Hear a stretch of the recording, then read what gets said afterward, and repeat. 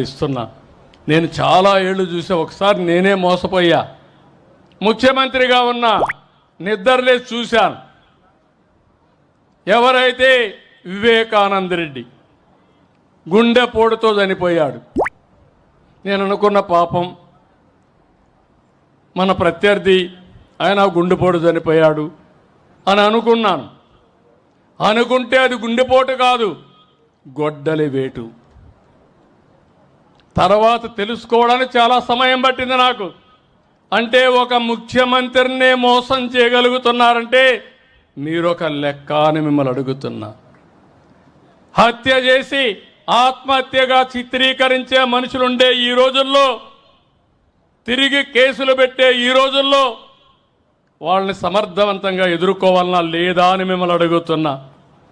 ఏమంటారని మిమ్మల్ని అడుగుతున్నా. ఎదుర్కోవాలంటే గట్టిగా చప్పట్లు కూడా చెప్పండి. ఇది మంచి పద్ధతి కాదని. ఇది అడిగితే మా మీద ఇష్టానుసారంగా మాట్లాడతారు, క్యారెక్టర్ అసాసినేషన్ చేస్తారు. నేను ఒకే మాట చెప్పాను, ఎవరైనా సరే తప్పులు చేసే వాళ్ళ పట్ల ఈ ప్రభుత్వం చండ శాసనుడిగా ఉంటామని హెచ్చరిస్తున్నా.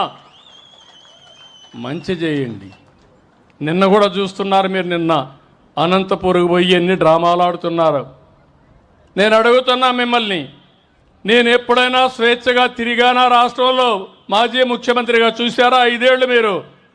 19, 24 ఎక్కడ తిరగలేకపోయారు. ఇప్పుడు ఎవరు ఎక్కడ తిరగాలన్నా ఇబ్బంది ఉందా అని మిమ్మల్ని అడుగుతున్నా. స్వేచ్ఛ ఉందా లేదా అని మిమ్మల్ని అడుగుతున్నా. స్వేచ్ఛ ఇస్తే రౌడీజం చేస్తామంటే, నేరాలు చేస్తామంటే అలాంటప్పుడు గట్టిగా ఉండాలనా లేదా అని మిమ్మల్ని అడుగుతున్నా. ఇలాంటి ఉన్నప్పుడు మీరే చూశారు, ఈ ప్రభుత్వం అభివృద్ధి కోసం ఉంది తప్ప ఇంకొకటి కాదు.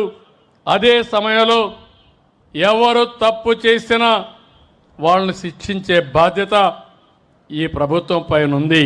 ఆ విషయం కూడా మీకు విజ్ఞప్తి చేస్తున్నా. ఇది మంచి పద్ధతి కాదని